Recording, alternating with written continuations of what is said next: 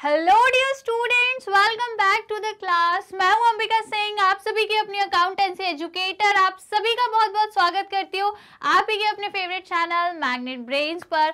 आप सब सोच रहे होंगे मैम आज इधर से कैसे आ गई, मैम की एंट्री इधर से कैसे हुई। तो भाई आप लोगों को शायद पता ही होगा, पता ही होना चाहिए कि हमारे अकाउंट्स का जो हमारी बुक है उसका सेकेंड पार्ट चालू हो गया यार। नया चैप्टर, ठीक है, नया पार्ट बी स्टार्ट हो गया अपनी बुक का। तो भैया एंट्री भी नई होनी चाहिए ना, क्या पुरानी तरीके की एंट्री करो। तो मैंने सोचा एक एंट्री को भी थोड़ा सा इनोवेटिव करते, कुछ नया करते। भाई नया चैप्टर नया पार्ट स्टार्ट कर रहे हैं हम लोग, तो एंट्री भी नई हो गई भैया। तो आ जाइए जल्दी से, फटाफट से एक नया चैप्टर स्टार्ट करेंगे, वो भी अपनी पार्ट बी वाली बुक का। पार्ट सेकेंड बुक जो है आपकी, उसका आज हम लोग एक नया chapter that is chapter 8 start करने वाले हैं। फाइनली सभी स्टूडेंट्स को बहुत दिन से काफी ज्यादा इंतजार था कि यार शेयर्स का चैप्टर पढ़ा दो मैम जल्दी से, शेयर्स नहीं समझ आता, शेयर्स के क्वेश्चंस नहीं बन रहे, क्या है ये शेयर। तो आ गई हूं भैया, फाइनली आपका इंतजार हुआ खत्म। आ गई हूं मैं आप ही लोगों के लिए लेकर शेयर्स का चैप्टर। ऑलराइट, तो जल्दी से पहले तो फटाफट से ज्वाइन हो जाइए, सेशन को लाइक शेयर कर दीजिए, चैनल को सब्सक्राइब करना बिल्कुल नहीं भूलेंगे। तो जल्दी से स्टूडेंट्स फटाफट से चैनल को सब्सक्राइब जरूर कर दो भैया, फटाफट, क्योंकि यार आप सभी जानते हैं, ये कोई नई बात है नहीं, आप सब जानते हैं इंडिया का number 1 free online education platform, free online learning platform सिर्फ और सिर्फ मैग्नेट ब्रेन्स है, जो आप सभी को सीबीएसई बोर्ड के अलावा अदर स्टेट बोर्ड के कोर्सेज भी प्रोवाइड कराता है, जैसे कि दिल्ली, बिहार, यूपी, एमपी और राजस्थान बोर्ड। ऑलराइट, तो बस जल्दी से क्या करो भैया, चैनल को फटाफट सब्सक्राइब कर लो। यदि इंग्लिश मीडियम के स्टूडेंट्स हैं तो भाई हम आपको क्लास केजी से लेके क्लास 12 तक के इंग्लिश मीडियम कोर्सेज प्रोवाइड कराते हैं, और यदि हिंदी मीडियम के स्टूडेंट हो तो क्लास 6 से लेके क्लास 12 तक के आपको हिंदी मीडियम कोर्सेज भी मिल जाएंगे। इवन हम आपको ई बुक्स और ई नोट्स भी प्रोवाइड करते हैं, जिससे आपकी लर्निंग और भी ज्यादा इफेक्टिव हो सके, इंप्रूव हो सके। तो यदि अवेल करना चाहते हो तो बिल्कुल कर सकते हो भाई, देर किस बात की, जल्दी से जाओ नीचे डिस्क्रिप्शन बॉक्स में, वहां पर आपको एक लिंक मिलेगी, उस लिंक को क्लिक करोगे तो आपको सारी इंफॉर्मेशन मिल जाएगी। ऑलराइट, तो जल्दी से आ जाओ मेरे क्लास 12 के रॉक स्टार्स, मेरे क्लास 12 की जितनी भी सेना है अकाउंटेंसी की, भाई जल्दी से आ जाओ। I am so excited, full of energy. आप लोग भी उसी एनर्जी के साथ, उतने ही एक्साइटमेंट के साथ जल्दी से क्लास में आ जाएंगे, अपनी कॉपी पेन लेकर आएंगे, क्योंकि नोट्स बनाएंगे मेरे साथ में मिलके, सभी को नोट्स बनाना है। और अपना चैप्टर 8 जो हम स्टार्ट कर रहे हैं, एक नया चैप्टर, एक नया पार्ट, आपकी बुक सेकंड स्टार्ट हो गई है फाइनली। काफी अच्छा आप लोग के लिए ये मतलब कहना चाहिए काफी अच्छा एक्सपीरियंस होगा कि हम लोगों ने चैप्टर 7 कंप्लीट कर चुके हैं टोटल अभी तक के, जो अपने पार्ट 1 के थे पार्टनरशिप से रिलेटेड।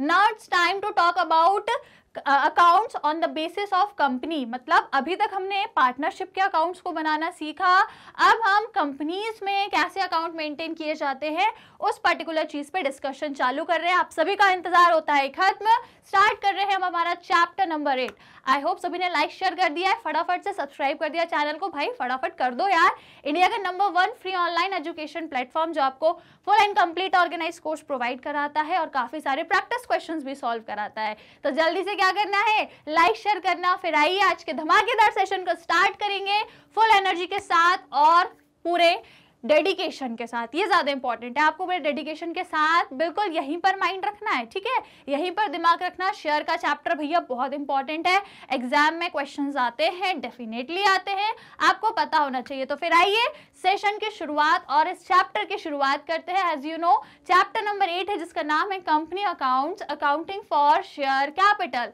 ऑलराइट, तो आज क्योंकि हम पहली ही क्लास से इस चैप्टर की, तो आज हम थोड़ा बेसिक से स्टार्ट करने वाले हैं। पहले तो देखो बेसिकली हम स्टार्टिंग में पहले पूरा इस कंपनी के बारे में जानेंगे, क्योंकि देखो जब पार्टनरशिप पढ़ा था तो पार्टनरशिप के अकाउंट्स समझने से पहले हमने पार्टनरशिप को ही समझा था। सेम यहाँ पे भी करेंगे भैया, कंपनी के अकाउंट्स बाद में समझेंगे, पहले कंपनी को समझो, व्हाट इज अ कंपनी। तो आज वही मैं आपके लिए लेकर आई हूँ, meaning and characteristics of a company. पहले कंपनी को जाने, फिर उसकी अकाउंटिंग तो हम कर ही लेंगे, राइट। तो चैप्टर कौन सा है आपका, company accounts, accounting for share capital. Share capital को फिलहाल थोड़ा सा अपन बाद में देखते हैं, पहले कंपनीज को समझते हैं, कंपनी क्या है क्या नहीं है, फलाना फलाना सब कुछ। ऑलराइट, तो सेशन को स्टार्ट करते हैं बिना ज्यादा वक्त गवाए। तो आइए जल्दी से लाइक शेयर सबको करना है, चैनल को सब्सक्राइब करना है। सो आइए गाइस स्टार्ट करते हैं अपने सेशन को। Let's start with the meaning of companies. Alright, चलिए तो आ जाइए भैया, ये रहा आपका मीनिंग या फिर एक डेफिनेशन जो मैं आपको कंपनी की बताने वाली हूँ। ऑलराइट, तो देखो अभी तक पार्टनरशिप को बहुत अच्छे से समझ लिया हम लोगों ने। आई होप आपको पार्टनरशिप से रिलेटेड अब कोई डाउट नहीं होगा। अब हम आ चुके हैं कंपनी पे। आपने आसपास बहुत सुना होगा, जनरली लोगों से बात करते टाइम काफी बार ये कंपनी शब्द को यूज तो कर ही होगा। आपने सुना होगा ये कंपनी, वो कंपनी, तो ये है क्या एग्जैक्टली में कंपनी क्या है? तो आइए आज हम इसको देखते हैं। A company or a joint stock company is an association of persons formed and registered under the Companies Act। तो देखो भैया, कंपनी एक वो चीज होती है ना, जिसको एक एसोसिएशन ऑफ पर्सन्स क्या करते हैं, फॉर्म। एसोसिएशन ऑफ पर्सन मतलब एक पर्सन्स के ग्रुप मिल करके एक कंपनी को फॉर्म कर रहे हैं, है ना। तो ये क्या है, जिसमें हाँ आपका जॉइंट स्टॉक कंपनी में इंक्लूड होता है, राइट। जॉइंट स्टॉक कंपनी, अब देखो ये types of companies I think आप लोगों ने क्लास 11th में पढ़े हैं। क्लास 11th में बिजनेस में आप लोगों ने आई थिंक पढ़ा होगा, याद है? क्लास 11th में जो बिजनेस स्टडीज है वहां पर आपने ये सब कुछ पढ़ा होगा, joint stock, partnership, sole proprietorship, उसके बाद और भी आपके association of peoples, persons, individual, ये सारी चीजें आपने वहां पर पढ़ी होंगी। तो बेसिकली कंपनी क्या है, एक एसोसिएशन ऑफ पर्सन्स है जिसको एक एक्ट के अंतर्गत मतलब फॉर्म किया जाता है ना। किसके अंतर्गत? एक एक्ट के अंतर्गत, जिसे हम कहते हैं कंपनीज एक्ट। कंपनीज एक्ट के तहत एक कंपनी का रजिस्ट्रेशन कराया जाता है और फिर उसको फॉर्म किया जाता है। ऑलराइट, फिर it is a legal person not having physical existence. अब भैया कंपनी एक पर्सन कहलाती है। पर्सन डजंट मीन्स कि यार एक जो हम जैसे ह्यूमन बीइंग्स हैं वही पर्सन कहलाते हैं। Company is also a person. अब आप बोलोगे मैडम ये कैसे पॉसिबल है, कंपनी क्या देख सकती है, क्या सांस ले सकती है, क्या चल सकती है? नहीं ना। तो वही मैं बोल रही हूँ कि एक पर्सन तो है पर इसका कोई फिजिकल एग्जिस्टेंस नहीं है, बट एक सेपरेट लीगल एंटिटी है। एक सेपरेट लीगल एंटिटी का क्या मतलब है, इसमें कैरेक्टरिस्टिक्स आ गई बहुत सारी जो हम लोग फर्दर भी डिस्कस करेंगे। तो देखो एक एक वर्ड पर हम लोग पकड़ पकड़ के चलते हैं, एक एक वर्ड को समझते हैं। ये एक लीगल पर्सन है। लीगल पर्सन मतलब लीगल पर्सन क्यों है? हम वो पर्सन है जो बाय बर्थ आए हैं। यदि आपसे पूछे आप कैसे आए हो, तो बाय बर्थ आपका एग्जिस्टेंस है। आप एज अ इंडिविजुअल, अपन लोग as a human being birth के थ्रू इस दुनिया में आए हैं, जन्म हुआ है अपना। लेकिन कंपनी का जन्म नहीं हुआ। कंपनी का क्या हुआ है, जिस तरीके से आई है वो उसका कोई जन्म नहीं हुआ है, वो एक एक्ट के तहत आती है, तो वो एक लीगल पर्सन है, क्योंकि वो एक एक्ट, और एक्ट में क्या होते हैं, बहुत सारे law, regulations and so on. तो इन सभी चीजों के तहत एक कंपनी को लाया जाता है, that is why it is a legal person. उसके बाद इसका कोई फिजिकल एग्जिस्टेंस है, हमारे जैसे हाथ पैर मूव नहीं कर सकती, सांस नहीं ले सकती, दिमाग नहीं यूज कर सकती, हंस नहीं सकती, बातें नहीं कर सकती एंड सो ऑन। कोई फिजिकल एग्जिस्टेंस नहीं है उसका। एक आर्टिफिशियल पर्सन है, एक आर्टिफिशियल पर्सन है, रियल या एक नेचुरल पर्सन नहीं, बल्कि एक आर्टिफिशियल पर्सन है और उसकी एक सेपरेट लीगल एंटिटी है। सेपरेट लीगल एंटिटी मतलब कंपनी खुद से तो चलती नहीं है यार, कंपनी को चलाते हैं उसके ओनर, उसके प्रमोटर जो कंपनी को लाते हैं, उसको स्टार्ट करते हैं, इनकॉर्पोरेशन कराते हैं। तो कंपनी को चलाने वाला कोई तो है ना, खुद से नहीं चली जाएगी वो, अपना रजिस्ट्रेशन भी करा लेगी, अपना खुद से कुछ नहीं कर सकती वो, राइट। लेकिन फिर भी इसकी एक सेपरेट लीगल एंटिटी है, मतलब ओनर जो बिजनेस को चलाते हैं, अब वो एक नहीं होते, 4-5 मिलकर भी चला सकते हैं किसी कंपनी को। तो उनके होने ना होने से कंपनी पे इफेक्ट नहीं पड़ता। कंपनी की अपनी एक एंटिटी है, जैसे कि मानो 5 ओनर हैं, 5 में से मान लो 1 या 2 ओनर चले गए, उनके जाने से कंपनी पे कोई फर्क नहीं पड़ेगा। कंपनी का एक एग्जिस्टेंस है, एक सेपरेट लीगल एंटिटी है, उसका अपना एक, कह सकते हो जैसे सबका अपना अपनी एक लाइफ होती है, वैसे ही कंपनी की एक लाइफ है, उसको दूसरे ओनर से या उसके जो प्रमोटर्स हैं उनसे कोई लेना देना नहीं है। जो डायरेक्टर है, जो मतलब कंपनी को जो चलाते हैं, अब कंपनी को चलाने वाले ओनर, डायरेक्टर सब लोग हैं, राइट, तो उनसे कंपनी को कोई लेना देना नहीं है। उसका अपना एक क्या है, सेपरेट लीगल एंटिटी है, वो अपनी लाइफ है, उसका अपना एक तरीका है, मतलब इन द सेंस कि वो अपने से रन कर रही है। क्लियर? हालांकि उसको चलाने वाले हम ओनर्स ही हैं, पर फिर भी हम ऐसा नहीं बोल सकते कि हम हैं तो कंपनी है ना, नहीं, कंपनी की एक अपनी सेपरेट लीगल एंटिटी होती है। Alright, that is an artificial person separate from its member. वही मैंने बोला कि ये एक ऐसी पर्सन है जो इसके मेंबर से अलग है। आप ये नहीं बोलोगे मेंबर कंपनी सब एक है। कंपनी के अलग अकाउंट्स हैं, कंपनी का अपना पैसा अलग है, कंपनी का अपना प्रॉफिट अलग है, मेंबर से कोई मतलब नहीं होता है कंपनी को, है ना। ये अपने आप में एक आर्टिफिशियल पर्सन होती है जो अपने मेंबर्स या शेयर होल्डर, मतलब पता है क्या होता है शेयर होल्डर, मतलब वो ओनर जिन्होंने कंपनी में पैसा लगाया है वो सब शेयर होल्डर कहलाते हैं। मैंने बोला एक कंपनी है, इसमें इन चारों लोगों ने पैसा लगाया है, इन चारों ने पैसा लगाया है, तो ये इन चारों का इस कंपनी में थोड़ा थोड़ा शेयर है, इसका मतलब ये शेयर होल्डर है। इन सबका थोड़ा थोड़ा शेयर है ना, सबने थोड़ा थोड़ा पैसा कंपनी में लगाया है, इन सब ने थोड़ा थोड़ा शेयर दिया है, that means they are shareholder. Alright, तो ये शेयर होल्डर्स है भैया। शेयर होल्डर से कंपनी को फर्क नहीं पड़ता, वो है, वो रहेगी, उसका एग्जिस्टेंस है, वो सेपरेट है अपने मेंबर से, अपने शेयर होल्डर से वो बिल्कुल अलग है। अब ये पार्टनरशिप से बिल्कुल अपोजिट हो गया। पार्टनरशिप पार्टनर से जुड़ी हुई रहती है, लेकिन कंपनी अपने मेंबर से जुड़ी हुई नहीं रहती है। ऐसा नहीं होता है कि यदि ये है तो ये कंपनी रहेगी, ये नहीं तो ये नहीं, भैया नहीं। कंपनी के अलग अकाउंट्स हैं, कंपनी अपना सब देख रही है और मेंबर्स का उसमें कोई इंटरफेयर नहीं है। हालांकि वो पैसा लगाएंगे, बिजनेस को चलाएंगे, पर कंपनी का एक सेपरेट एग्जिस्टेंस होता है। क्लियर? ऑलराइट, उसके बाद it normally has a share capital divided into units called share, the owner of which are known as member या फिर शेयर होल्डर। तो कंपनी में ज्यादातर क्या होता है, शेयर कैपिटल होती है। अब देखो कंपनी की यदि बात करें तो जो आपकी प्राइवेट या पब्लिक कंपनीज होती है, बेसिकली यदि हम पब्लिक गवर्नमेंट पब्लिक कंपनीज की बात करें तो इस पर्टिकुलर कंपनी में वही मैंने बोला बहुत लोगों ने पैसा लगाया है, इन सभी ने कंपनी में पैसा लगाया है, थोड़ा थोड़ा शेयर इन सभी ने, जिसको हम बोलते हैं शेयर कैपिटल। देखो बिजनेस में कंपनी में जो पैसा लगता है वो कैपिटल कहलाती है, पर ये कैपिटल किसी एक व्यक्ति ने नहीं लगाई है, कई सारे लोगों ने मिलकर कैपिटल लगाई है, तो मतलब उस कैपिटल के हिस्से हो गए, उस कैपिटल के शेयर हो गए, इसलिए इसको शेयर कैपिटल कहते हैं। अगर एक ही बंदा लगा रहा है, देखो कंपनी को चलाने के लिए आप सब जानते हो क्या चाहिए, कैपिटल चाहिए, तभी कंपनी चल पाएगी, बिना कैपिटल के कंपनी नहीं चल पाएगी, है ना। तो अब ये कैपिटल कोई एक बंदा अकेला लगाएगा क्या? नहीं यार, कंपनी में करोड़ों लाखों करोड़ों से भी ज्यादा पैसा लगता है, बड़ी बड़ी कंपनीज में चले जाओ आप, एक पर्टिकुलर बंदा इतना करोड़ों पैसा, इतना करोड़ा अमाउंट बिजनेस में नहीं लगा सकता, इसलिए बहुत सारे लोग मिल करके उस एक पर्टिकुलर कैपिटल, जैसे मैंने बोला 1 करोड़ चाहिए, 1 CR, 1 करोड़ चाहिए कैपिटल का, एक अकेला बंदा नहीं दे पाएगा, तो लोगों ने मिल करके क्या कर लिया, इस पूरी कैपिटल के शेयर कर लिए, बांट लिया, तो ये हो गई शेयर कैपिटल।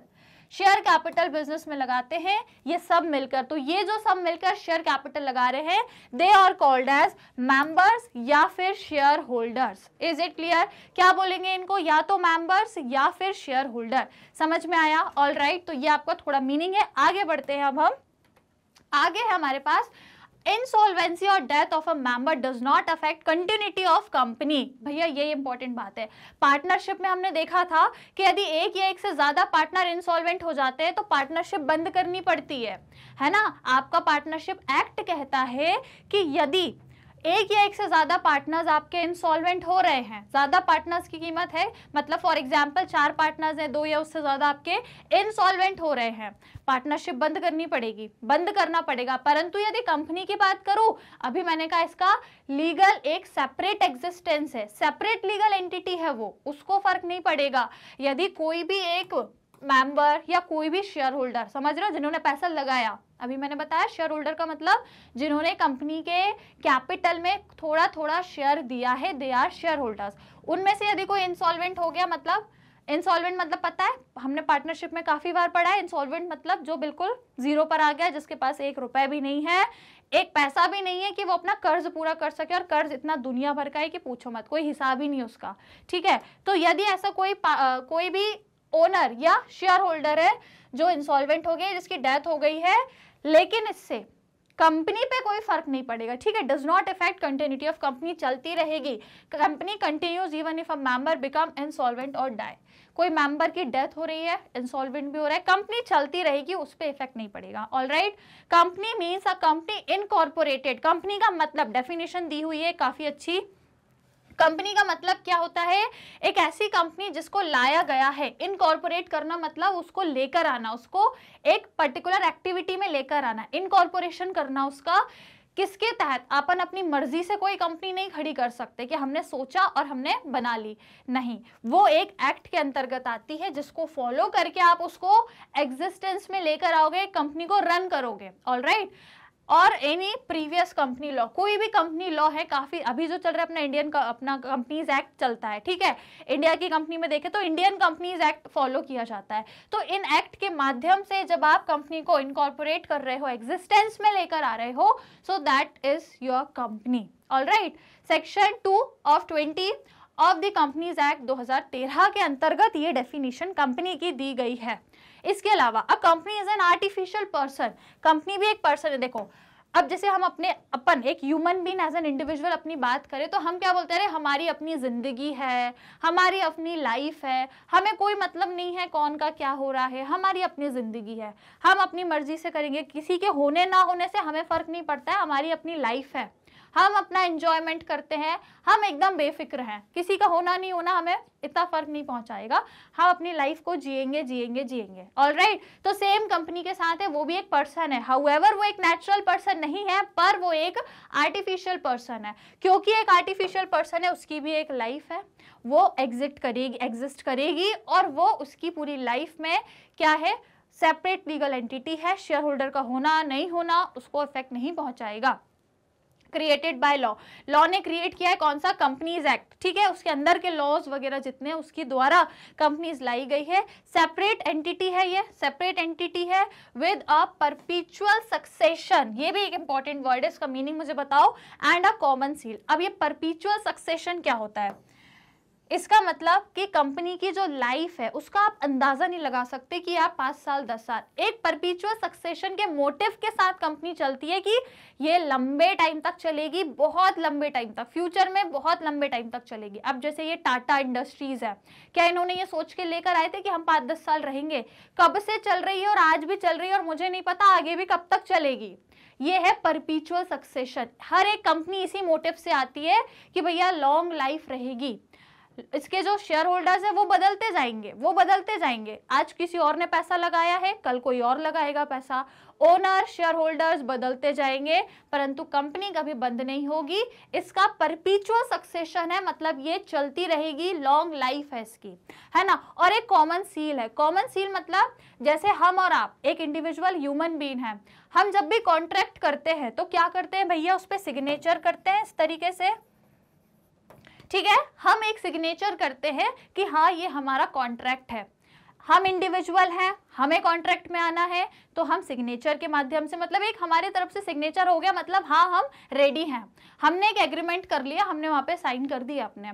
अब कंपनी भी एक इंडिविजुअल है, हाउएवर वो एक आर्टिफिशियल पर्सन है, मतलब वो एक पर्सन है, कंपनी भी एक पर्सन है, हम एक पर्सन है, हम एक इंडिविजुअल पर्सन है, कंपनी एक पर्सन है, वो एक आर्टिफिशियल पर्सन है, वो भी कॉन्ट्रैक्ट करती है। देखो कंपनी के जब भी कॉन्ट्रैक्ट होते हैं ना, कभी भी ओनर के नाम से नहीं होते, याद रखना, कंपनी का जो मालिक है, जो शेयर होल्डर है, वो उसके नाम से कभी कॉन्ट्रैक्ट नहीं होता, कंपनी कॉन्ट्रैक्ट खुद करती है, खुद कॉन्ट्रैक्ट करती है। अब आप बोलोगे ma'am how is it possible, यार हम एक इंडिविजुअल हैं, एक नेचुरल पर्सन है, हमें कॉन्ट्रैक्ट करना है, हम देख रहे हैं, पढ़ रहे हैं, साइन करके कॉन्ट्रैक्ट को कि जो मतलब जो भी डील है वो फिक्स कर रहे हैं, हम अपने कॉन्ट्रैक्ट में आ गए, एग्रीमेंट हो गया हमारा, साइन कर दिया हमने। लेकिन कंपनी भी जो एग्रीमेंट कर रही है, जो कॉन्ट्रैक्ट कर रही है, ओनर उस पर साइन नहीं करते हैं, कंपनी खुद साइन करती है, हम साइन इस तरीके से करते हैं। और कंपनी की एक सील होती है, कॉमन सील, जिसको जो सील आपने सबने देखी होगी, बहुत बार सील होती है हमारी, है ना, उस पर हम जो भी पेपर्स डॉक्यूमेंट्स होते हैं जिसपे वो स्टाम्प लगता है, जो सील लगाई जाती है,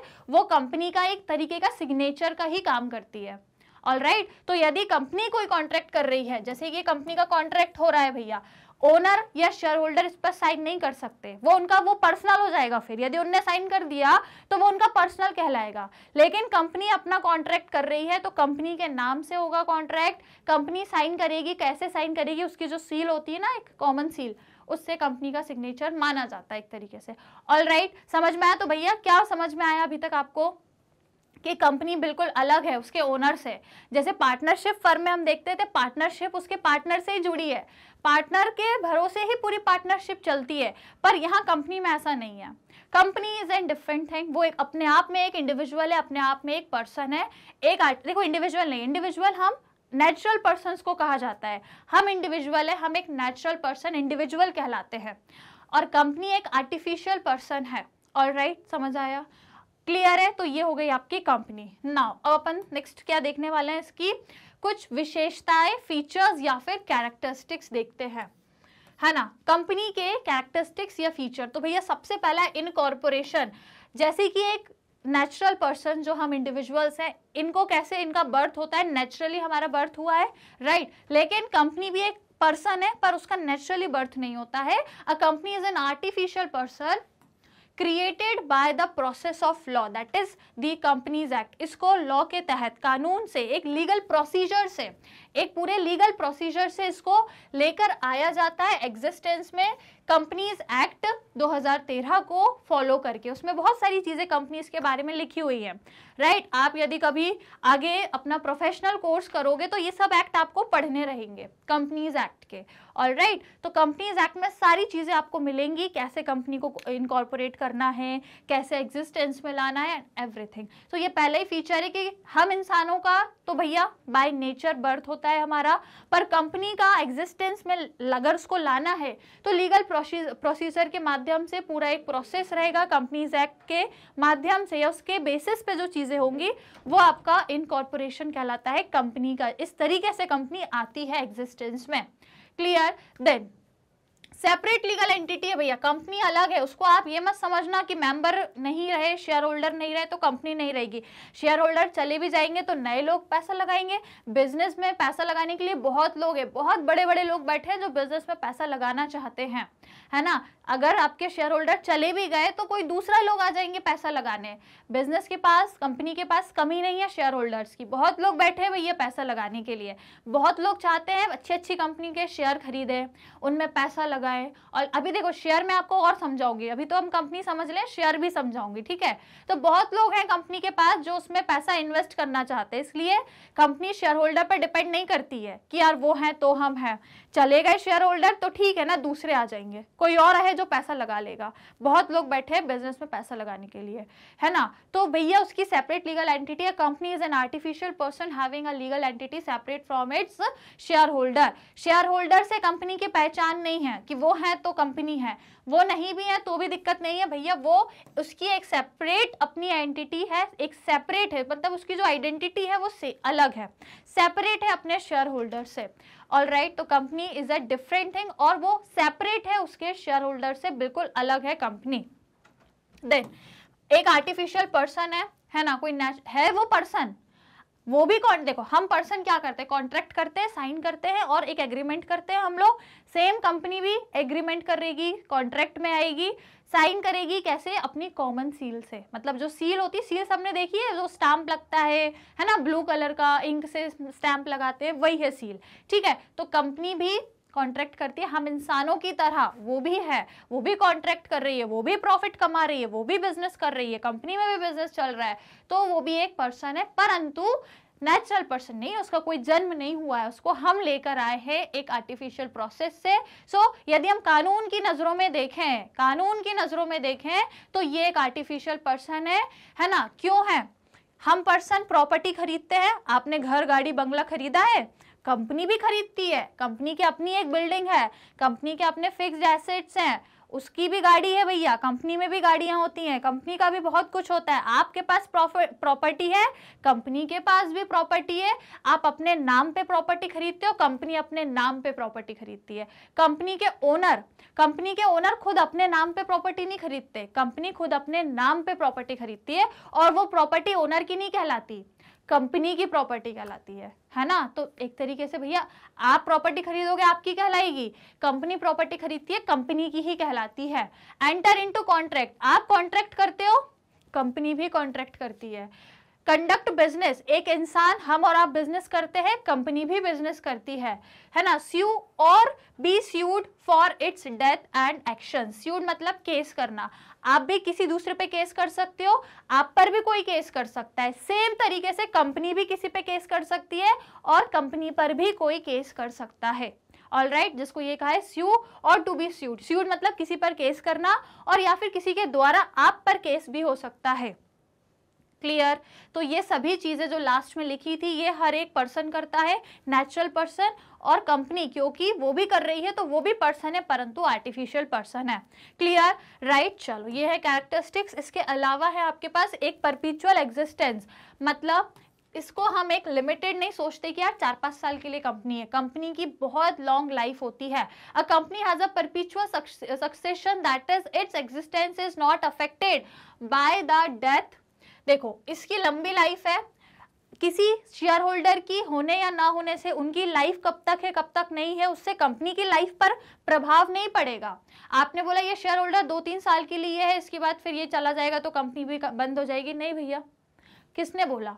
कंपनी चलती रहेगी, किसी के होने ना होने से कंपनी के होने पर प्रभाव नहीं पड़ेगा, कंपनी रहेगी। जैसे कि मैंने बताया क्या लिखा है, किसी भी मेंबर या शेयर होल्डर की डेथ हो गई, लुनेसी मतलब मेंटली वो उतना एक्टिव नहीं बचा। यदि कोई मेंबर, अभी जैसे हम पार्टनरशिप में देखते हैं ना, यदि कोई मेंबर है या सॉरी कोई पार्टनर है वो यदि मेंटली थोड़ा सा वो हो गया, अनसाउंड माइंड का हो गया, तो फिर भैया हम देखते हैं पार्टनरशिप को भी उसका एग्जिस्टेंस भी नहीं रहेगा फिर, है ना। जैसे कि मान लो 4 पार्टनर है जिसमें से 2-3 पार्टनर के साथ ऐसा हो गया तो पार्टनरशिप पे इफेक्ट पड़ता है, लेकिन यहाँ कंपनी पे कोई इफेक्ट नहीं पड़ेगा, कंपनी पे कोई इफेक्ट नहीं पड़ेगा बैंकरप्सी ऑफ इट्स मेंबर और शेयर होल्डर, राइट। तो इन सब से, किसी की डेथ होने से, किसी मेंबर की किसी के छोड़ के जाने से, किसी की डेथ हो जाने से, या फिर लुनेसी मतलब मेंटली यदि अनसाउंड माइंड का हो गया है, फिजिकली कोई उसको कोई परमानेंटली डिसेबिलिटी हो गई या मेंटली वो लुनेटिक हो गया है, तो उस पर्टिकुलर केस में कंपनी पे कोई प्रभाव नहीं पड़ेगा, है ना। The life of a company comes to an end only by winding up through the process of law. तो आप देखो वैसे तो कंपनी की लाइफ बहुत लंबी होती है, लेकिन यदि उसको एंड करना है तो ऐसे ही एंड नहीं होगा कि यदि शेयर होल्डर छोड़ के चले गए, मेंबर्स चले गए तो कंपनी भी खत्म। कंपनी जिस प्रोसेस से लाई जाती है उसी प्रोसेस से वो एंड भी की जाती है। कंपनी को आप एक लीगल प्रोसेस से लाते हो जो कंपनीज एक्ट में लिखा है, उसी माध्यम से कंपनी एग्जिस्टेंस में आती है। फिर जब कंपनी को खत्म करना है तब भी आपको लीगल प्रोसीजर ही फॉलो करना पड़ेगा जो आपका कहाँ लिखा है, आपके एक्ट में लिखा है। तो इसको यदि एंड करना है किसी कंपनी को, सो कब करोगे? वाइंड अप, जिसको हम वाइंडिंग अप कहते हैं। कंपनी का एंड होना उसको क्या कहते हैं? Winding up. याद रखना ये टर्म्स, छोटे छोटे टर्म्स हैं, बहुत काम आएंगे, ठीक है। तो वाइंडिंग अप मतलब कंपनी का खत्म, कंपनी को एंड करना, क्लोज करना। तो उसको क्लोज करने के लिए भी आपको पूरी वही प्रोसेस जिस एक्ट से आप उसको फॉर्मेशन में लेकर आए थे, वही एक्ट और वही पूरा लॉ जो भी रूल्स है कंपनीज एक्ट के, उन सबको फॉलो करके उसका वाइंड अप मतलब उसका एंड भी वैसे ही होगा। तो पूरे एक प्रोसेस से उसकी शुरुआत करी थी, यदि वाइंड अप कर रहे हो, कंपनी को एंड कर रहे हो, तब भी आपको वही लीगल प्रोसेस, वही पूरा लॉ सब कुछ फॉलो करना पड़ेगा। देन फिफ्थ है लिमिटेड लाइबिलिटी। ये काफी अच्छा डिफरेंस है किसमें? पार्टनरशिप वाली बिजनेस में और कंपनी के बिजनेस में, कि जो लाइबिलिटी होती है वो पार्टनरशिप की तो अनलिमिटेड होती है। मतलब यदि कल को पार्टनरशिप में कोई ऐसा डेथ है जो फर्म नहीं पे करती तो पार्टनर के सर पे वो बोझ आ जाता है कि वो जो डेथ है वो पार्टनर को पे करना पड़ता है, क्योंकि पार्टनरशिप में पार्टनर की जो लाइबिलिटी है ना वो अनलिमिटेड होती है। अनलिमिटेड मतलब जैसे कि फर्म का कोई डेथ था, पहले तो फर्म के अमाउंट से उसको हमने पे करने की कोशिश करी, तब भी नहीं पे हुआ, स्टिल यदि कोई बाकी है पैसा, कोई डेथ, कोई मतलब जो हम बोलते हैं ना जो कर्जा है, यदि उसके बाद भी कोई कर्जा बाकी है, अब फर्म के पास पैसा नहीं बचा, फर्म पे नहीं कर पा रही है, तो अब क्या करेंगे? अब भैया पार्टनर्स पे करेंगे। तो फर्म का डेथ पार्टनर को पे करना पड़ता है। ये होती है अनलिमिटेड लाइबिलिटी कि यदि वो नहीं पे करेगी तो पार्टनर पे करेंगे, ये हमने पढ़ा है। लेकिन यदि मैं कंपनी की बात करूं तो इसकी होती है, ओनर्स या जो मेंबर्स हैं इनकी होती है लिमिटेड लाइबिलिटी। मतलब कंपनी का डेथ कंपनी ही पे करेगी, यदि कंपनी नहीं पे कर पाती है तो मेंबर की कोई जिम्मेदारी नहीं है, राइट। मेंबर की कोई जिम्मेदारी नहीं है उसको पे करने की। तो यही लिखा है, liability of its member is limited to the value of share subscribed by them और amount guaranteed to be paid at the time of winding up in the case of companies limited by guarantee. However in case of companies incorporated with unlimited liability, liability of member is unlimited. अब यहाँ पे ना 2-3 चीजें हैं। सबसे पहली तो ये है कि दो तरीके से कंपनीज को आप फॉर्म करते हो, या तो कंपनीज में आप लिमिटेड लाइबिलिटी करके फॉर्म करोगे तो लाइबिलिटी मेंबर्स की लिमिटेड रहेगी, लेकिन यदि आपकी जो कंपनी है उसको आपने इनकॉर्पोरेट करा है, उसको आप लेकर आए हो और आपने अनलिमिटेड लाइबिलिटी को के साथ यदि फॉर्मेशन करा है, तो इस केस में क्या होगा, जो मेंबर्स है ना उनकी लाइबिलिटी अनलिमिटेड रहेगी। मतलब यदि आपने इनकॉर्पोरेशन के टाइम ही ये बात रखी है कि कंपनी के मेंबर्स की लाइबिलिटी अनलिमिटेड है, तो फिर मेंबर्स को भी डेप्थ पे करना पड़ेगा क्योंकि उनकी लाइबिलिटी अनलिमिटेड है। लेकिन यदि दो चीज होती हैं, मेंबर की नॉर्मली देखें तो लिमिटेड लाइबिलिटी है, अब लिमिटेड है मतलब कहीं तक एक सीमा है, लिमिटेड मतलब एक पर्टिकुलर लिमिट है, तो वो लिमिट कहाँ तक है, तो वो दो चीज़ों से होती है लिमिट। देखो दो चीज़ों से होती है, सबसे पहला लिखा है कि यदि हम देख रहे हैं कि limited by value of share subscribe, मतलब जो मेंबर्स हैं उन्होंने जिसके पास जितना शेयर है उतने ही अमाउंट तक की वो लाइबिलिटी को क्या करेंगे, पे करेंगे, उसके बाद की नहीं करेंगे। जिसके पास जितने भी वैल्यू का शेयर है उतने वैल्यू तक की ही लाइबिलिटी को वो पे करेंगे, उससे ज़्यादा की नहीं करेंगे। दूसरा होता है लिमिटेड बाय गारंटी, ये क्या कहता है कि जिस मेंबर ने जितनी गारंटी ली होगी ना वो उतना ही डेथ पे करेगा, उससे ज़्यादा नहीं करेगा। देखो अच्छा यहाँ कंफ्यूज मत हो, मैं आपको यहाँ पे बताती हूँ, रुको। अगर नॉर्मली देखें हम पार्टनरशिप में होता क्या है, जो लाइबिलिटी होती है वो अनलिमिटेड है, मतलब कोई सीमा नहीं है, अनलिमिटेड है। सीमा नहीं है मतलब कि पार्टनर्स की कोई सीमा नहीं है कि भैया हम तो इतना ही पैसा देंगे, इससे ज़्यादा का डेथ हम नहीं भरेंगे, ऐसा नहीं है, अनलिमिटेड है यहाँ पे, ठीक है। तो अनलिमिटेड लाइबिलिटी किसकी है, उनके पार्टनर्स की। इसका मतलब कि यदि फर्म का कोई डेथ है, इतना तो फर्म ने पे कर दिया है ना, इतना तो फर्म ने पे कर दिया, और यदि कोई रिमेनिंग है तो भैया कितना भी हो वो पार्टनर को देना ही पड़ेगा, पार्टनर को पे करना ही पड़ेगा। मतलब जितने भी पार्टनर्स हैं आपस में जिस भी कंडीशन पे वो तय हो जाए, उस कंडीशन पे हो सकता है अपने कैपिटल के रेशो पे या फिर प्रॉफिट शेयरिंग के रेशो पे, जैसे भी हो वो इस रिमेनिंग डेथ को पे करेंगे, ठीक है। तो पार्टनरशिप में क्योंकि अनलिमिटेड लाइबिलिटी है, फर्म का पूरा डेथ इतना था, ये जो है फर्म का डेथ है, ऑलराइट, फर्म का डेथ मतलब फर्म की इतनी उधारी है, तो फर्म के पूरे डेथ में से जो येलो पोर्शन है ये फर्म ने तो खुद ही ने पे कर दिया, पर रिमेनिंग क्योंकि अब बचा हुआ है जो फर्म के पास अब पैसा नहीं है तो पार्टनर पे करेंगे, क्योंकि जितना भी होगा वो उनको पे करना पड़ेगा, क्योंकि उनकी अनलिमिटेड लाइबिलिटी है, कोई सीमा नहीं है, जितना भी लगेगा पार्टनर को देना पड़ेगा। लेकिन यदि हम बात करते हैं किसकी, कंपनी की, तो कंपनी का जो डेथ है, ये कंपनी का पूरा डेथ है, पहली बार तो पहले पूरा कंपनी ही करेगी, कंपनी ही इसको फुल करेगी, मतलब इसको पे करेगी। अब लेकिन इतना डेथ है जो पे नहीं हो पा रहा है, इतना डेथ यदि पे नहीं हो पा रहा है तो अब इस केस में होगा क्या, जितने मेंबर्स हैं, है ना, कंपनी के मेंबर्स होते हैं या शेयर होल्डर्स होते हैं, तो जितने मेंबर्स हैं वो अब इस पूरे को फुलफिल करने के लिए रेडी नहीं होंगे, वो ये बोलेंगे कि हमने जितना शेयर लिया है उतना ही हम इस डेथ को पे करेंगे, मतलब जितनी हमारी शेयर की वैल्यू है उतनी ही वैल्यू तक हम डेथ को पे करेंगे। तो मेंबर्स की दो कंडीशन है यहाँ पे, पहला क्या है, क्योंकि मेंबर्स की है क्या, लिमिटेड लाइबिलिटी, मतलब एक सीमा तक ही वो डेथ को पे करेंगे, उससे ज्यादा नहीं। यहाँ की पार्टनर की कोई सीमा नहीं है, भैया जितना लगेगा उनको देना ही पड़ेगा। मान लो 10,000 का डेथ है, 10,000 दो, 20,000 का है तो 20,000 दो, 50, 1 लाख, 12 लाख, जितने का भी डेथ है पूरा करो, क्योंकि अनलिमिटेड है भैया, जितना लगेगा आपको देना पड़ेगा। परंतु मेंबर्स का ऐसा नहीं है, मेंबर्स का लिमिटेड होता है, जितना एक पर्टिकुलर लिमिट तक ही वो डेथ में क्या करते हैं, कंट्रीब्यूशन करते हैं। जैसे कि मैंने बोला इतना तो कंपनी ने पे कर दिया, इतना भैया नहीं हो पाया, तो अब मेंबर बोलेंगे हम इसको पूरे को थोड़ी ना करेंगे, हमारा जितना इसमें एक वो बनेगा, शेयर बनेगा, उतना ही हम इसको पे करेंगे। एक लिमिट तक ही हम इस डेथ को पे कर सकते हैं। तो वो लिमिट कैसे तय होती है, सबसे पहले वैल्यू ऑफ शेयर से तय होगी, है ना, limited by value of share. देखो यहाँ पे लिखा है पहला point, is limited to the value of share subscribed, मतलब इन्होंने मेंबर बोलेंगे कि भाई हमारे पास जिस वैल्यू का, जितनी वैल्यू का शेयर है हम उतना ही डेथ में क्या करेंगे, कंट्रीब्यूशन देंगे। या फिर दूसरा हो सकता है क्या, limited by guarantee, limited by guarantee. इसमें क्या होता है कि वैल्यू ऑफ शेयर कुछ भी हो, वैल्यू ऑफ शेयर कुछ भी हो, कई बार जो मेंबर्स होते हैं ना, मान लो 4 मेंबर्स हैं तो चारों ने कुछ कुछ गारंटी ली होगी कि भाई डेथ होता है तो मैं 20% की गारंटी मेरी है कि 20% का डेथ मैं पूरा करूंगा। इसने दूसरे ने बोला कि यार यदि होता है डेथ तो 50% की गारंटी मेरी है कि डेथ में 50% हिस्सा मैं दे दूंगा और डेथ को पूरा करूंगा।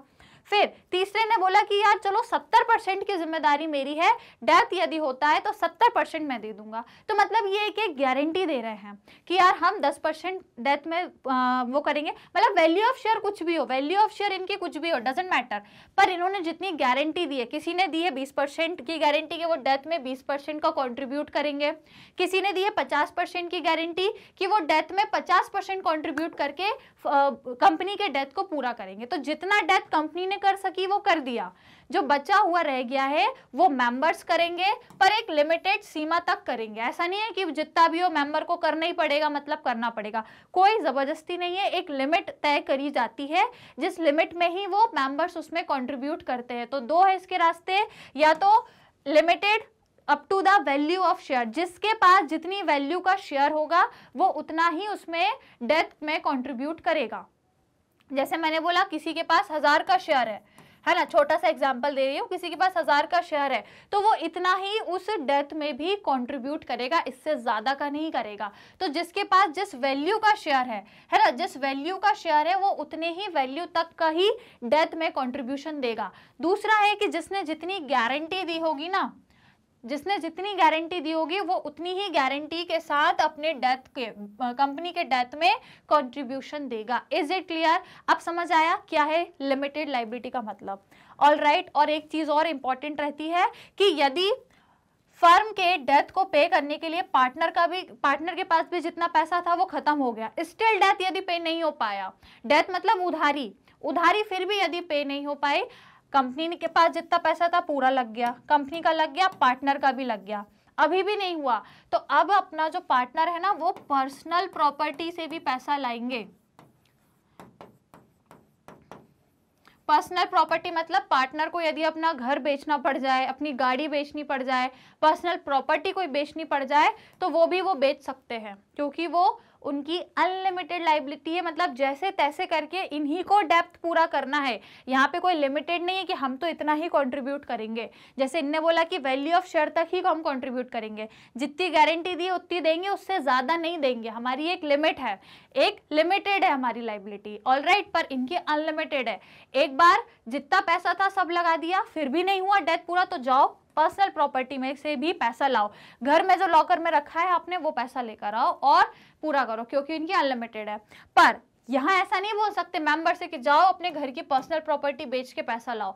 मेंबर बोलेंगे हम क्यों लाएं, हम क्यों लेकर आए। तो इस केस में भले कंपनी का आप कंपनी का एसेट बेच दो, क्योंकि कंपनी अपने नाम पे एसेट खरीदती है, कंपनी अपने नाम पे प्रॉपर्टी खरीदती है, तो यहाँ पे आप मेंबर से नहीं बोल सकते क्योंकि उनकी लिमिटेड लायबिलिटी है। उनसे नहीं बोल सकते कि जाओ आप अपने घर से पैसा लाओ, अपना घर गाड़ी बंगला बेच करके जाओ और कंपनी का डेथ पूरा करो, नहीं, वो ऐसा नहीं है। ठीक है, मेंबर अपनी पर्सनल प्रॉपर्टी से कभी भी फर्म का, कंपनी का डेथ पूरा नहीं करेगा। ठीक है, मेंबर अपनी पर्सनल प्रॉपर्टी से कभी भी कंपनी का डेथ पूरा नहीं करेगा, जितना उसका लिमिट है उतना वो देगा, उसके बाद भी यदि रह जाता है तो फिर कंपनी अपने चाहे तो एसेट बेचे, क्योंकि वो कंपनी के हैं। ऑल राइट, समझ में आ गया ये डिफरेंस आप लोगों को। चलिए, तो ये होता है आपका लिमिटेड लायबिलिटी, ये एक कैरेक्टरिस्टिक है आपकी कंपनी का। Is it clear to everyone? समझ में आया सभी को? चलिए, इसके अलावा और कुछ है, ट्रांसफरेबिलिटी ऑफ शेयर।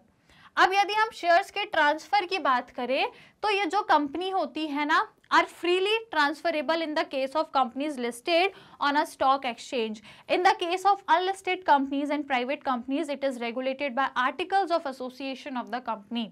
देखो, ट्रांसफरेबिलिटी ऑफ शेयर का क्या मतलब होता है कि सपोज करो यहाँ पे एक शेयर है जो मैंने खरीदा है, ठीक है, ये एक शेयर है, चलो थोड़ा ऐसे बनाती हूँ, ये एक शेयर है जो मैंने खरीदा है, अब ये मेरा ही रहेगा, है ना, तो ये क्या हो गया, ट्रांसफरेबिलिटी शेयर की नहीं है।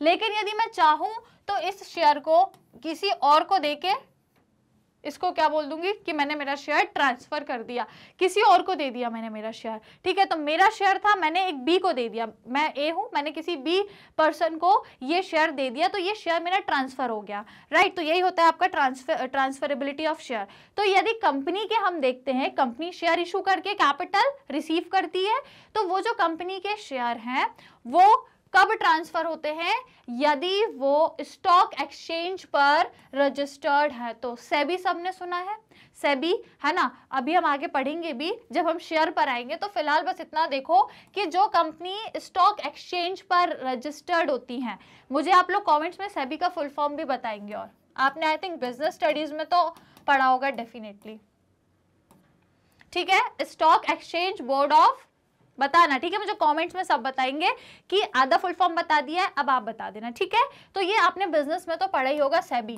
तो सेबी आपका एक स्टॉक एक्सचेंज है जहां पर जितनी कंपनीज हैं, पब्लिक कंपनीज, जितनी भी पब्लिक कंपनीज हैं, पब्लिक मतलब गवर्नमेंट, है ना, पब्लिक कंपनीज हैं जो यदि शेयर इशू करना चाहती हैं तो पहले उनको जाके स्टॉक एक्सचेंज मतलब सेबी पे जाकर रजिस्टर्ड होना पड़ता है, तभी वो शेयर इशू कर पाएंगे, ऑलराइट ना। लेकिन यदि हम अनलिस्टेड कंपनीज या प्राइवेट कंपनी की बात करें तो प्राइवेट कंपनी स्टॉक एक्सचेंज पे कभी भी रजिस्टर्ड नहीं होती हैं, वो अनलिस्टेड कंपनी कहलाती हैं, ठीक है, इट इज रेगुलेटेड। तो उनके यदि वो शेयर इशू कर रही हैं तो वो आर्टिकल ऑफ एसोसिएशन जो खुद बनाते हैं हम लोग, है ना, आर्टिकल ऑफ एसोसिएशन भी आई थिंक आपने पढ़ा होगा बिजनेस स्टडीज में।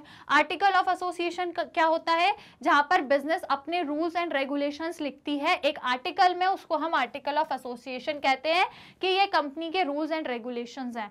तो यदि हम देखें ट्रांसफरेबिलिटी ऑफ शेयर, तो जो पब्लिक कंपनीज हैं वो शेयर का ट्रांसफर कर लेती हैं, लेकिन प्राइवेट कंपनी में शेयर ट्रांसफर अलाउ नहीं होता है, समझ आया। पब्लिक कंपनी में शेयर एक से दूसरे पे ट्रांसफर हो जाते हैं, लेकिन प्राइवेट कंपनी के जो शेयर्स हैं वो ट्रांसफर नहीं होते, ये बहुत मेजर एक डिफरेंस है, ऑलराइट। उसके बाद मैनेजमेंट एंड ओनरशिप, जो कंपनी है उसका मैनेजमेंट कौन है, कौन करेगा, और उसकी ओनरशिप किसके हाथ में रहेगी। सो देखो, company is not manage by all members. अब देखो, कंपनी के जो शेयर होल्डर्स होते हैं वो 1, 4, 5 नहीं बल्कि बहुत सारे शेयर होल्डर होते हैं, बहुत सारे, 100-200 भी उसके शेयर होल्डर हो सकते हैं, मतलब 100-200 लोगों ने उसमें कैपिटल लगाई हो सकती है ना, तो बहुत सारे उसके शेयर होल्डर्स हो सकते हैं। तो इस केस में आप मुझे बताओ, यदि 100-200 लोग बैठ जाएंगे कंपनी को मैनेज करने, तो वो पहले तो अपने आप को मैनेज कर लें, वही बहुत बड़ी बात है। 100-200 लोग आपस में ही मैनेज कर लें, वही बहुत बड़ी बात है। तो कंपनी कहाँ से फिर मैनेज हो पाएगी, है ना।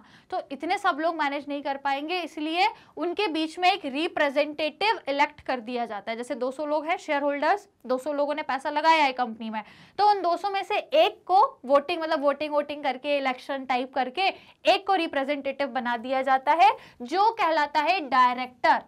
उन सभी मेंबर्स, उन सभी शेयर होल्डर्स में से जब एक को आप रिप्रेजेंटेटिव बना दोगे, जैसे कि सभी पूरी क्लास के स्टूडेंट में से एक को उठा के मॉनिटर बना दिया, वो आपका डायरेक्टर हो गया, क्लियर है ना। तो जो मैनेजमेंट है और ओनरशिप है वो दोनों अलग अलग होती है, मैनेजमेंट और ओनरशिप। तो ये ओनरशिप है, जो भी मेंबर्स हैं, जो शेयर होल्डर्स है या जो डायरेक्टर है वो ओनर है, उनके पास ओनरशिप है। और मैनेजमेंट कौन होता है, जो बिजनेस को चलाता है, रन करता है या जो उसका मैनेज करता है, क्लियर आया समझ में। तो ओनरशिप मतलब जिसके पास उसका राइट, मतलब एक तरीके से हक है, हक मतलब जिसने उसमें पैसा लगाया होगा, राइट, जिसने उसमें पैसा लगाया वो मालिक कहलाएगा। तो वो जो मेंबर्स हैं और उनका जो एक रिप्रेजेंटेटिव है, मतलब जो डायरेक्टर है, वो उसका ओनर है, वो ओनर है। उनको ज्यादा मतलब नहीं रहता, उनको बस पैसा लगाना है और प्रॉफिट लेना है, बस इतना ही मतलब रहता है उनको बाकी मतलब नहीं रहता। लेकिन यदि हम मैनेजमेंट की बात करें तो मैनेजर, उसके अंदर के एम्प्लॉइज कंपनी के, वो अलग हैं। बिजनेस को चलाते मैनेजमेंट है बिजनेस का, पर मालिक उसके अलग रहते हैं। मालिक तो कभी बिजनेस में आते भी नहीं है, आपने बहुत कंपनीज देखी होगी मालिक कभी नहीं जाते।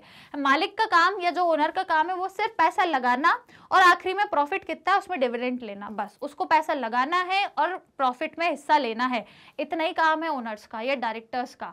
ठीक है, डायरेक्टर्स जो है वो नाम के होते हैं कि डायरेक्टर है, उनका काम सिर्फ पैसा लगाना है बिजनेस में, अभी बिजनेस में आएंगे भी नहीं, वो 1-2 महीने में राउंड लगाने आ जाएंगे, बस वो बिजनेस में नहीं आते, क्योंकि बिजनेस को चलाएगा कौन? मैनेजमेंट। बिजनेस को मैनेजमेंट चलाता है। ओनर्स तो केवल वो लोग हैं जिन्होंने पैसा लगाया, उनको बस पैसा लगाने से मतलब है, और उस पैसे से, उस अमाउंट से जो प्रॉफिट हुआ है, उस प्रॉफिट में जो हिस्सा उनको मिलेगा उससे मतलब है। बस बिजनेस में क्या है क्या नहीं वो मतलब नहीं है, वो पूरा मैनेजमेंट देखता है। ठीक है, ये हो गया आपका। फिर है कॉमन सील। कॉमन सील मतलब वही बिजनेस में या जो कंपनी में कॉमन सील, उसका जो सिग्नेचर है वो है ना, जो कि इंपॉर्टेंट डॉक्यूमेंट्स पर कंपनी का सील होना इंपॉर्टेंट है। कंपनी यदि कॉन्ट्रैक्ट कर रही है तो बिना कंपनी के सील के कॉन्ट्रैक्ट की प्रोसीजर आगे नहीं बढ़ सकती। यदि कंपनी कॉन्ट्रैक्ट कर रही है तो कंपनी के इंपॉर्टेंट जितने भी डॉक्यूमेंट्स है सब पर कंपनी की सील होना कंपलसरी है। ऑलराइट, तो कंपनी की भी सील होती है। जैसे हम इंसान कॉन्ट्रैक्ट करने के लिए सिग्नेचर करते हैं, अपना साइन करते हैं, वैसे ही कंपनी भी हर एक इंपॉर्टेंट डॉक्यूमेंट पर अपना सील करती है, अपनी सील को मतलब स्टैम्प करती है। क्लियर, समझ आया? ऑलराइट, तो ये हो गया आपकी characteristics of companies. I hope guys आपको क्लास में मजा आया होगा। आज हम लोगों ने एक बहुत नई कंपनी के बारे में पढ़ा है, एक नया टॉपिक, एक नया चैप्टर, एक नया पार्ट अपने अकाउंट्स की बुक का। ऑलराइट, सो स्टूडेंट जल्दी से लाइक शेयर करें। आई होप आप लोगों को कंपनी का मतलब और उसकी कैरेक्टरिस्टिक समझ आ गई होगी। यदि आई है तो do like share and like तो करना ही है, शेयर करना है, और साथ ही में क्या करना है, चैनल को सब्सक्राइब करना है। तो जल्दी से सभी स्टूडेंट्स क्या करेंगे, लाइक शेयर एंड सब्सक्राइब करेंगे। बाकी फिर अब जब नेक्स्ट टॉपिक से अपन लोग फर्दर क्लासेस में कंप्लीट करेंगे तो आप लोगों को मेरे साथ और चैनल के साथ बिल्कुल बने रहना है, जुड़े रहना है और कहीं भी नहीं जाना है, सिर्फ चैनल पर बने रहना है। ऑलराइट, तो सबसे पहले क्या कर दो, चैनल को सब्सक्राइब कर दो। यदि अभी तक नहीं किया है तो भैया जल्दी से चैनल सब्सक्राइब कर दीजिए, क्योंकि यही एक ऐसा चैनल है इंडिया का, राइट, लिखा है देखो क्या, 100% फ्री ऑनलाइन एजुकेशन प्लेटफॉर्म, वो भी इंडिया का नंबर 1। तो बस क्या कर दो, जल्दी से सब्सक्राइब करिए भैया। High quality education absolutely free of cost में आपको हम यहाँ से प्रोवाइड करते हैं। सीबीएसई बोर्ड के अलावा अदर स्टेट बोर्ड के कोर्सेज भी मिलेंगे आपको, जैसे कि Delhi, Bihar, UP, MP and Rajasthan board. इसके अलावा यहाँ पर हम आपको वैदिक मैथ्स, क्रैश कोर्स और स्पोकन इंग्लिश के कोर्सेज भी प्रोवाइड कराते हैं। कोर्सेज आपको यूट्यूब चैनल पर मिलेंगे, हर एक सब्जेक्ट की प्लेलिस्ट मिलेगी, बस जाकर के चेक करना है और आपको सब्सक्राइब करना है। एप्लीकेशन है हमारा जिसे आप डाउनलोड कर सकते हो, यहाँ पर भी कोर्सेज हैं। अदरवाइज कंप्लीट कोर्स आपको हमारी वेबसाइट पर भी एब्सोल्युटली फ्री ऑफ कॉस्ट में मिल जाएगा। और यदि आप ई बुक्स और ई नोट्स अवेल करना चाहते हो तो बिल्कुल कर सकते हो, लिंक मिलेगी नीचे डिस्क्रिप्शन बॉक्स में, जाना है आपको, सर्च करना है, लिंक पे क्लिक करना है, बस सारी चीजें फिर पता लगेगी। ऑलराइट, तो जल्दी से क्या करें, चैनल को सब्सक्राइब कर दें, आज के सेशन को लाइक शेयर करना बिल्कुल ना भूलें। और यदि आप other social media platform use करते हो तो वहां पर भी आप हमसे मतलब हमें फॉलो करके हमसे जुड़ सकते हो, कनेक्ट हो सकते हो, जैसे YouTube, Facebook, Instagram, Twitter, WhatsApp. Alright guys, तो बस अपना ध्यान रखिए, पढ़ते रहिए, आगे हम लोग कंटिन्यू करेंगे इसी चैप्टर के नेक्स्ट टॉपिक से। सो बस मेरे साथ बने रहिए, चैनल पर जुड़े रहिए। Stay tuned with Magnet Brains. मिलेंगे नेक्स्ट क्लास में। Take care and keep learning.